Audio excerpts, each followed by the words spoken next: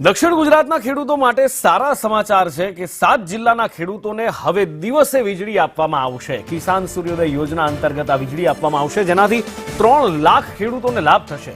રાજ્ય સરકારના આ નિર્ણયને ખેડૂત આગેવાનો આવકારી રહ્યા છે। સૂર્યોદય કિસાન સૂર્યોદય યોજના છે કે જે સરકાર દ્વારા વર્ષ 2020 થી શરૂ કરવામાં આવી હતી।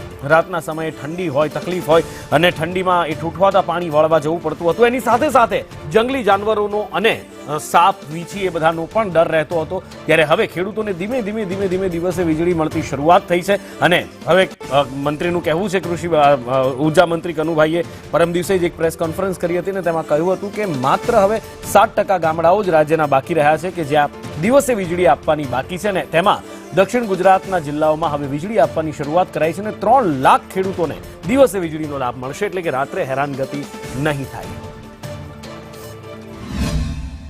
રાત્રે ઠંડી હોય અને ખાસ કરીને જંગલી જાનવરોનો પણ ભારે ત્રાસ હોય અને સાપના ડોકા છોડીને રાત્રે વીજળી વાળવાની ખેડૂતો માટે ખૂબ જ મુશ્કેલી હતી।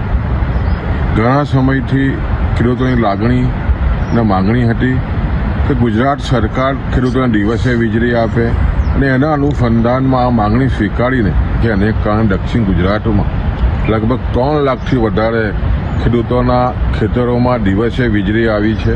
સમગ્ર દક્ષિણ ગુજરાતના ખેડૂતોમાં એક આનંદની લાગણી છે, ગુજરાતના ખેડૂતોમાં આનંદની લાગણી છે કે ખેડૂતો માટે સંવેદનશીલ નિર્ણય સરકારે કર્યો છે।